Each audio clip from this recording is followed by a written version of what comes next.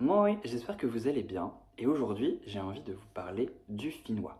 Donc non, pas du chinois, mais bien du finnois, la langue qu'on parle en Finlande. Et donc du coup, c'est sûr que c'est pas la langue la plus répandue, c'est pas la langue qu'on connaît le plus.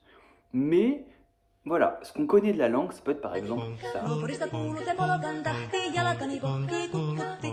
Ievan äiti se tyttönsä vahti, vaan kyllähän Ieva se junnutti. Sillä eivätkö silloin kiellot haittaa, kun me tanssimme laidasta laitaan. Salmi lipput, tuttu, tappu, täppit, tipput, hiljalle. Et donc du coup, il y a aussi un petit fun fact que je voulais partager avec vous. C'est qu'en français, on utilise un mot finnois. Et ouais, on utilise un mot finnois. Et du coup, je me demandais si, est-ce que tu connais, est-ce que vous connaissez le mot en question?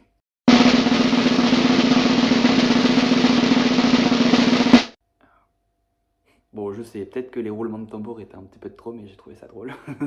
Donc finalement, le mot dont il était question, c'est le sauna.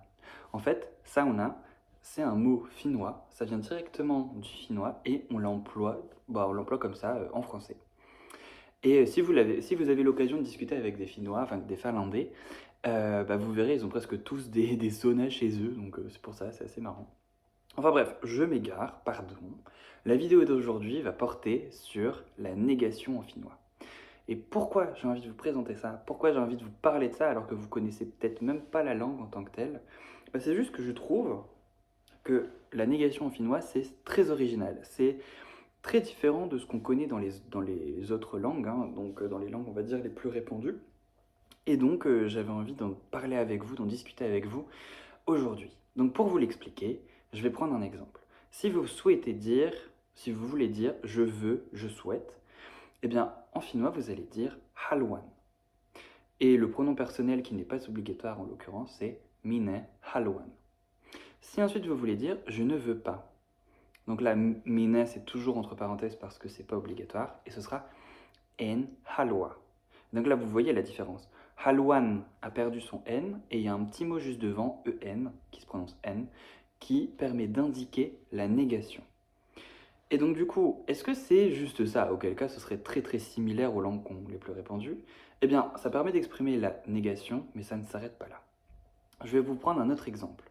Si vous voulez dire « je suis », ça va se dire « olen », et donc en l'occurrence, on pourrait dire « olen Mr. Vico ». Si vous souhaitez dire « je ne suis pas », ce sera « en ole » ou alors « mine en ole ». Mais maintenant, si vous voulez dire « tu n'es pas », eh bien là, on va dire « et ole » ou alors « sine et ole ». Mais en tout cas, le sine n'est pas obligatoire. Il faut savoir que pour la négation, le pronom personnel en finnois n'est obligatoire que pour les troisièmes personnes. C'est tout.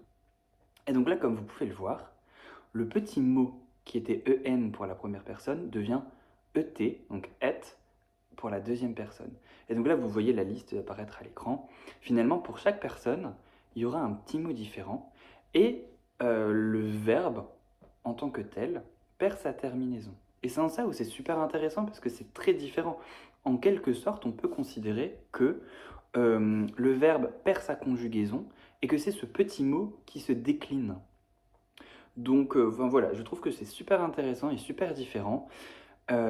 Contrairement aux langues qu'on connaît et qui sont les plus répandues, donc par exemple en anglais ce sera don't, do not, en espagnol ce sera no, en français ce sera le ne pas, mais ces petits mots-là ne changent pas vraiment finalement. Ce qui permet de déterminer la personne, ce sera toujours la conjugaison du verbe, en français, en espagnol.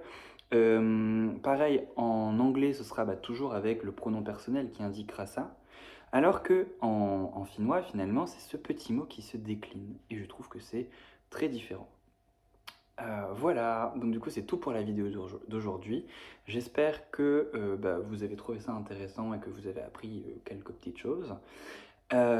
Si c'est le cas, n'hésitez pas à le dire en commentaire. Et si vous connaissez d'autres langues qui ont, je sais pas, un système de négation un petit peu original, un petit peu différent de ce qui est le plus répandu, n'hésitez pas à en parler dans les commentaires, puisque moi aussi j'ai envie d'apprendre de nouvelles choses au quotidien.